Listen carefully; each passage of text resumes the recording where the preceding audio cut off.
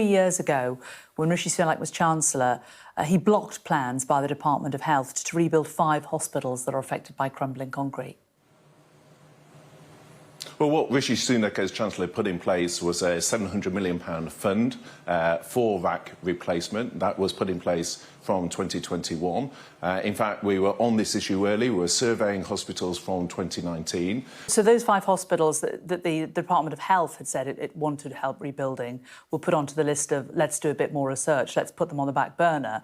But then, across those 5 hospitals, there are more than 100 incidents where the actual state of the hospital led to clinical services being delayed or cancelled in the year after that decision was made by you and Rishi Sunak not to add them to the rebuilding programme.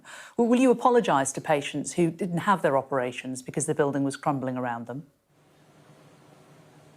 Well, as I've just said, we put in place a £700 million fund to make replacements to Raac. We commissioned further work. We commissioned further work into McDonald in terms of the extent of that. And that's because you have to assess whether it requires replacement of certain parts of a hospital or a brand new hospital to be built. But we were on this issue early. We've been surveying the site. We've had a sound like you're on this issue early. I mean, this was 3 years ago. That is already clear. The NHS was asking. These were 5 hospitals. I'll tell you which ones they are in case you've forgotten. Airedale General Hospital in Keighley, Hitchinbrook Hospital in Cambridgeshire, Frimley Park in Surrey, Leighton Hospital in Cheshire, and Queen Elizabeth Hospital in Norfolk.